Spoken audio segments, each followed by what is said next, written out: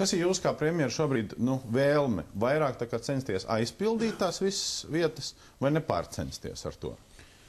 Es domāju, sarunas tiešām, ja mēs būtu tās sarunas, ja sekmīgi virzītos uz priekšu, mēs sen jau būtu vienojušies par ministru kandidātiem un mums šāds debats šeit nebūtu.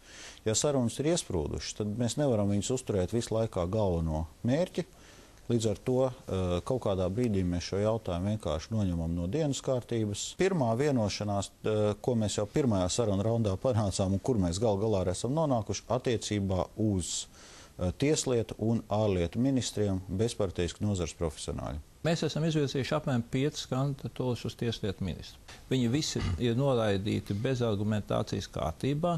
Neviens no šiem cilvēkiem nav saukts uz pārunām. Viss kolosālākais jau bija pēdējais noraidījums uz tieslietu ministru bijušo Gaidu Bēziņu, kur viena koalīcijas partneri pateica skaidri un gaiši, zaļie zemnieki virs šo kandidatūru. Nē, mēs pat viņu neapspriežam tālāk. Kurš to pateica? Neteikšu. Čepāni noraidīta, Bērziņš noraidīts, Loskutovs noraidīts. Mēs atkal meklējam bezpartijas. Es varu koalīcijas partijas nomierināt, zaļie zemnieki šodien pieņēma lēmumu vairs nemeklēt, jo tas ir no mūsu puses tiešām bezjēdzīgi meklēt tieslietu ministru. Vienalga partijisko, bezpartijisko.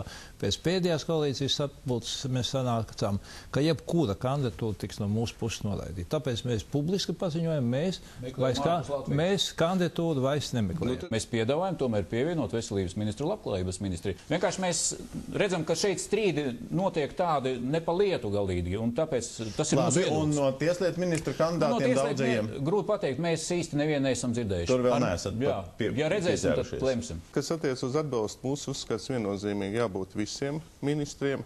Tās diskusijas, kas bija par parlamentāro sekretāru ielikšanu, par kaut kādu, tas atgādina tā cilvēku pieslēgšanas pie mākslīgās nieras, līdz rudenim varbūt izvilks. Mēs tiešām nevarējām sapņot, ka pusotru mēnesi pēc mūsu aiziešanas nebūs aizpildītas vietas. Pirms 4 gadiem, kad jaunais laiks aizgāja no valdības, nākamajā dienā bija visi ministri. Samērā mistiski 5 deputāti no Saskaņas centra pārbēga pie pirmās partijas, tā bija vairākuma valdība, un vairākuma valdībā, protams, ir daudz vieglāk virzīt un apstiprināt ministra kandidāts. Mums šādas mistiskas 5 pārbēgšanas kaut kā nenotiek nākošajā dienā.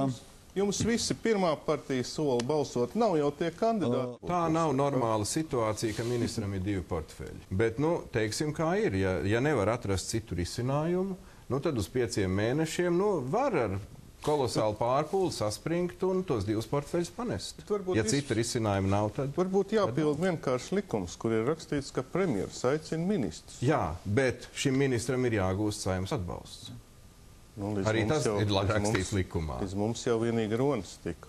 Ja saskaņot nevarēs, tad turpinās pienākumu izpildītājs. Ja pienākumu izpildītāji turpina, tad tie kas ir Mūrnieca veselībā, Lieģis tieslietās, Vējonis reģionāla attīstībā.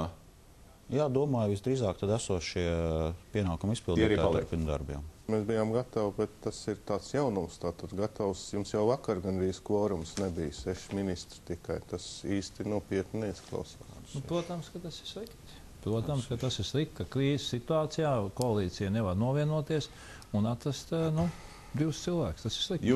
Jūs rosinātu runāt ilgāk un tomēr meklēt? Es domāju, ka vajadzētu tomēr pie tā piestrādāt. August vienosimies par Ilmu Čepānu.